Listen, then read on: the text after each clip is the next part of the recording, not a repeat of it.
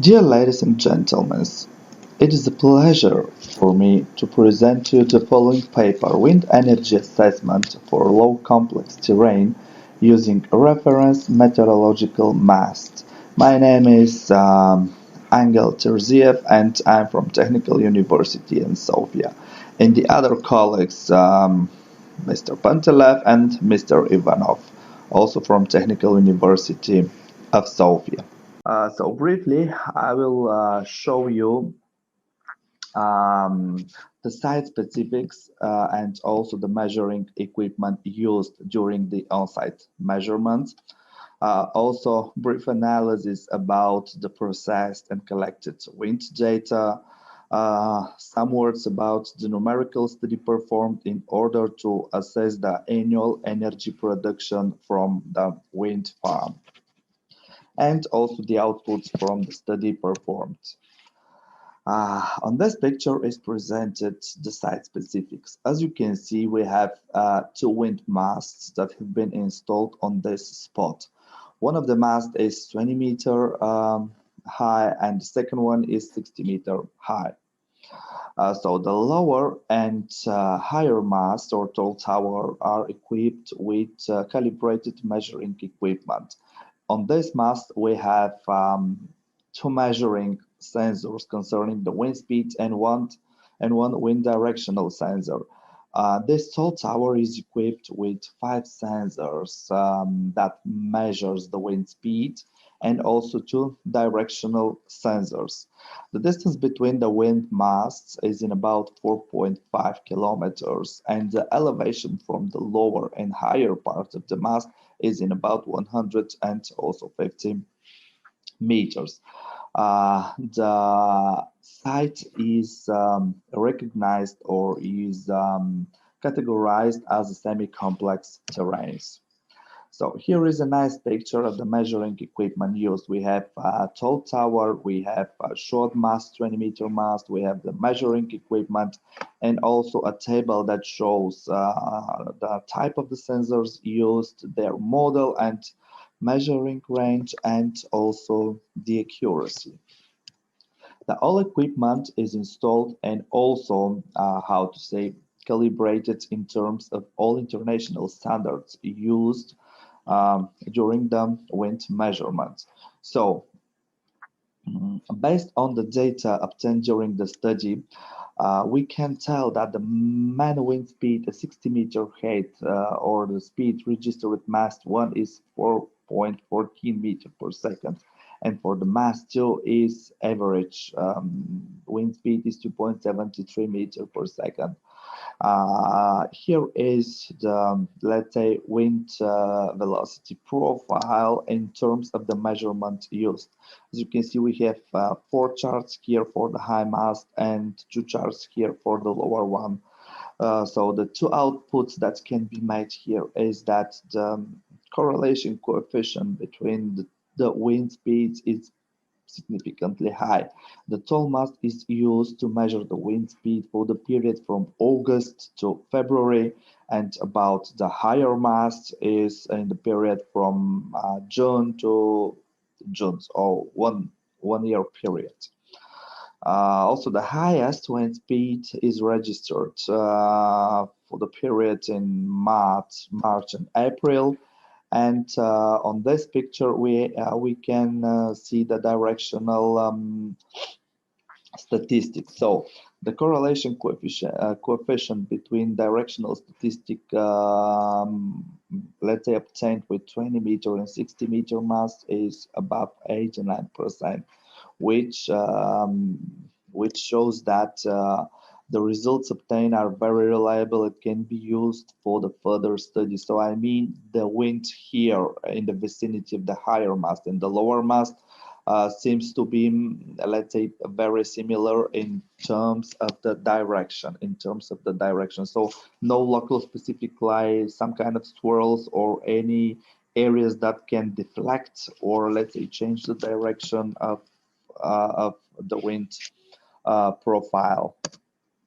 So, based on the data obtained, we let's say constructed or prepared the wind shear over the surface of the terrain. What's the interesting thing here? We can see that those are the data registered with the lower mast.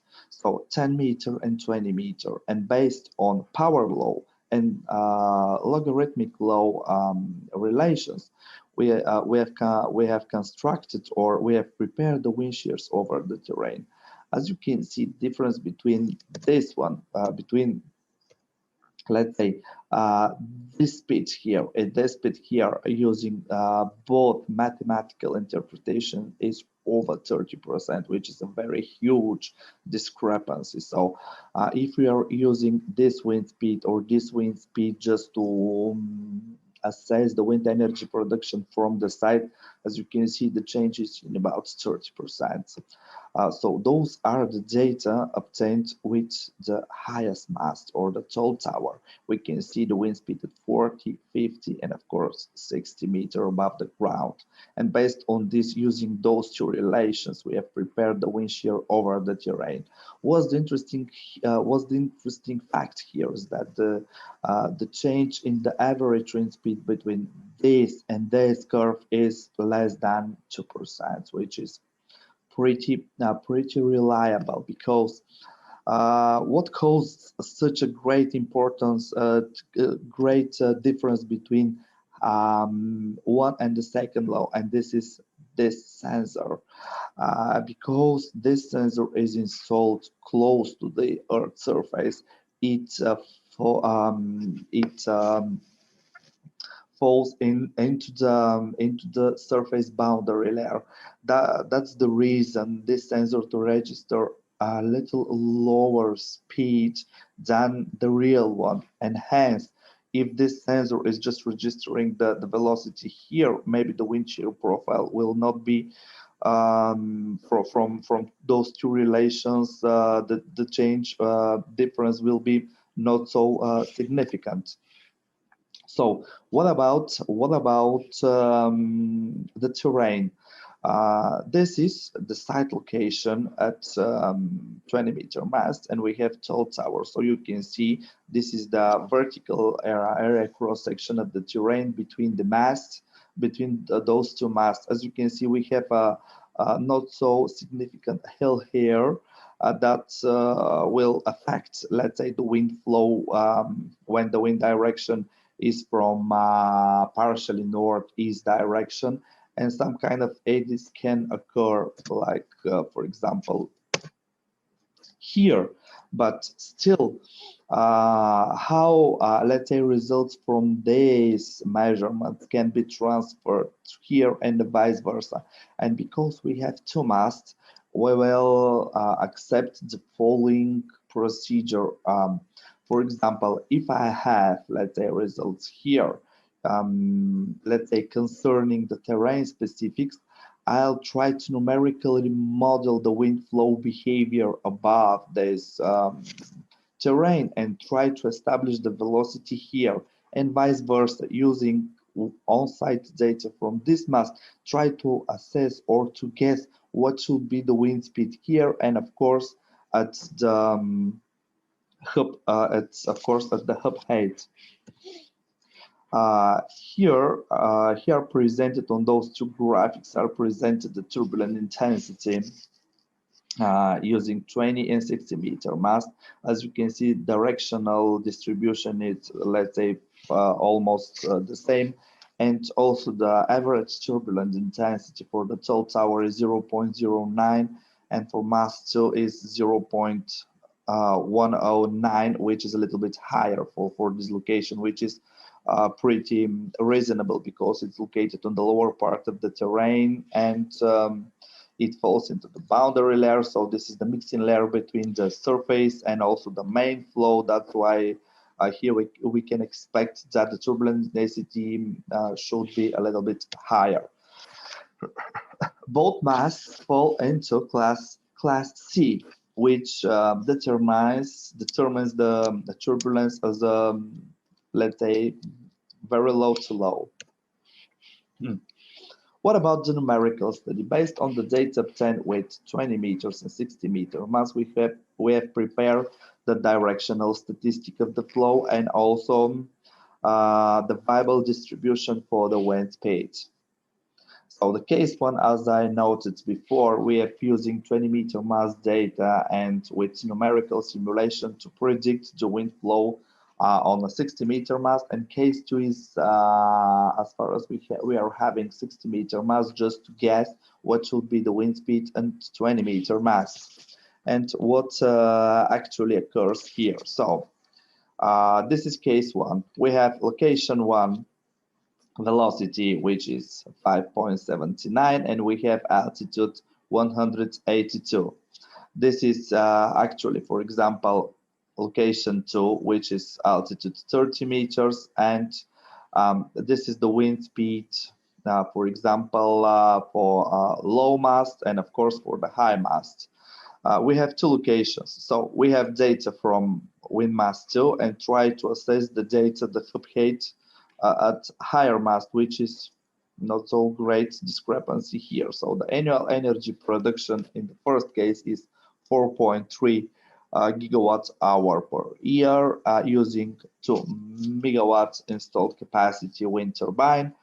And when we are using just 30 meters, 20-meter mast result, we are having 3.98, which is pretty much, as you can see, the difference is pretty significant, or in about 400 gigawatt hour, 0.400 gigawatt hour per year. When we are using just 60-meter mast, we have the respective velocities here on both altitudes, and the difference is in about less than or in about 300. So we have 350, and here we have about 400 megawatt hour per year. So this is a nice picture based on the numerical study performed here. We have higher mast here, and we have wind turbine selected here. And also we have, for example, lower mast and wind turbine selected here. So those are the outputs. The difference is that using the only the low mast, we will have a little bit higher wind energy production than using the 60-meter mast. And also the study performed shows that if we are using only the 60-meter mast, we will not be able just to predict the wind flow on the lower parts of the terrain. So the best way just to organize the wind farm for those huge spots is just to select one higher mast on the higher surface elevation and just the lower one to tell what is the distribution in the vicinity of the boundary layer. In this way, using the tall tower and the small one just to predict the wind flow close to the ground, we will be able just to predict the flow. So what about the outputs from the study? For the semi-complex terrains using two masts, let's say when the distance is 4 kilometers is pretty much reasonable.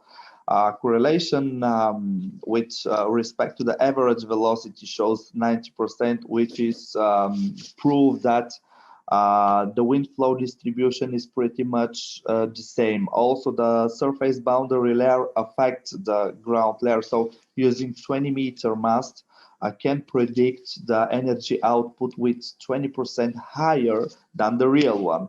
And using only a high mast will not be able to predict the wind flow behavior on the lower part of the terrain.